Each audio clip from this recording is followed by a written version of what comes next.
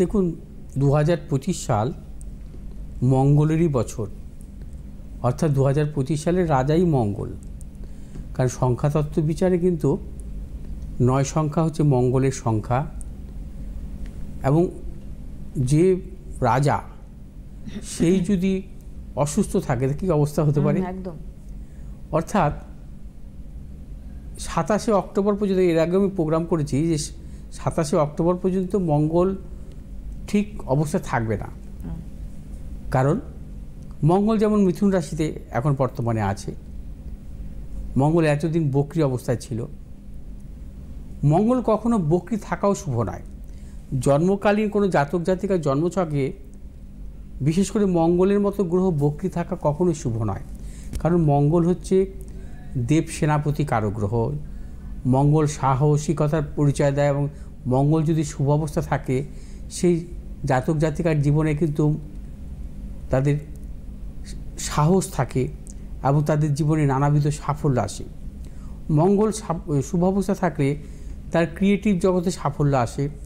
মঙ্গল শুভ অবস্থা থাকলে তার কর্মজীবন ভালো হয়। মঙ্গল শুভ অবস্থা থাকলে দাম্পত্য জীবন শুভ হয়।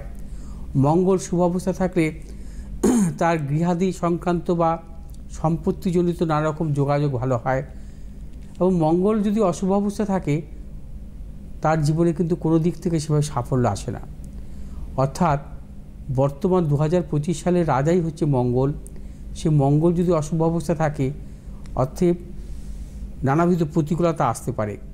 কারণ কালপুরুষের এই ছকে প্রত্যেকটি গ্রহের যে অবস্থান আছে সেই অনুযায়ী কিন্তু মঙ্গলের অবস্থান কিন্তু কখনো শুভ নয়। সেটা 27শে অক্টোবর পর্যন্ত থাকবে। এবং এখন মঙ্গল হচ্ছে মূলত মিথুন রাশিতে অবস্থান করছে। 3 এপ্রিল পর্যন্ত মিথুন রাশিতে থাকবে, তারপর আবার কর্কট রাশিতে প্রবেশ করবে নিচস্থ অবস্থায়। অর্থাৎ নিচস্থ অবস্থায় কর্কট রাশিতে থাকবে 7 জুন, অর্থাৎ 7ই জুন পর্যন্ত, এবং 7ই জুনের পর আবার সিংহ রাশিতে প্রবেশ করবে। দেখা যাচ্ছে যে মঙ্গলের সঙ্গে শনির সম্পর্ক কখনো এখন যেমন পঞ্চম নবম সম্পর্ক, এরপরে আবার হবে ষষ্ঠ অষ্টম সম্পর্ক, তারপরেও আবার মঙ্গলের সাথে শনির সম্পর্ক হবে সমসপ্তম সম্পর্ক। মানে দেখা যাচ্ছে যে শনি মঙ্গলের যে সম্পর্ক পঞ্চম নবম ষষ্ঠ অষ্টম সমসপ্তম, এই যে যোগাযোগ এটা কিন্তু কখনোই ভালো নয়। কারণ মঙ্গল এবং শনির সর্বদা শত্রু সম্পর্ক, এবং শত্রু সম্পর্ক মঙ্গল শনির যে অবস্থায় থাকবে সেক্ষেত্রে শুধু জাতক জাতিকার জীবনে নয়, সেক্ষেত্রে এবং নানা প্রান্ত থেকে, অর্থাৎ পৃথিবীর নানা প্রান্ত থেকে নানা রকম দিক থেকে কিন্তু নানা রকম খারাপ অবস্থা আসতে পারে। অর্থাৎ নানা রকম প্রাকৃতিক বিপর্যয় বলতে পারেন, লোকক্ষয়, হানাহানি, রক্তপাত, যুদ্ধ বিগ্রহ সমস্যা করে। কারণ মঙ্গল তো যুদ্ধ বিগ্রহের কারক গ্রহ। অর্থাৎ মঙ্গল অশুভ থাকা যেমন একটি জাতক জাতিকার জীবনেও কখনো শুভ ফল দান করে না, তেমন দেশের পক্ষে হতে পারে বা পৃথিবীর অন্যান্য দেশের পক্ষে কিন্তু শুভ ফল কখনো দেয় না।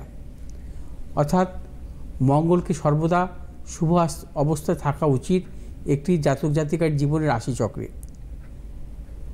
মঙ্গল বক্রী থাকলে মূলত দেখা যায় যে সেই জাতক জাতিকার জীবনে কিন্তু কর্মের দিক থেকে ভালো সাফল্য আসে না।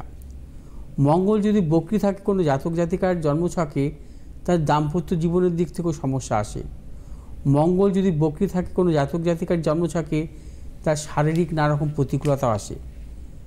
কারণ মঙ্গল হচ্ছে অশুভ থাকলে চোট আঘাত রক্তক্ষরণ অস্ত্রোপচার নানা জাতীয় সমস্যা আসতে পারে। মঙ্গল সবসময় শুভ অবস্থা থাকতে হবে। মঙ্গল যদি কখনো নিচস্থ থাকে, মঙ্গল যদি বক্রী থাকে, সেক্ষেত্রে কিন্তু অশুভ অবস্থায় থাকে। একটা ফোন নিয়ে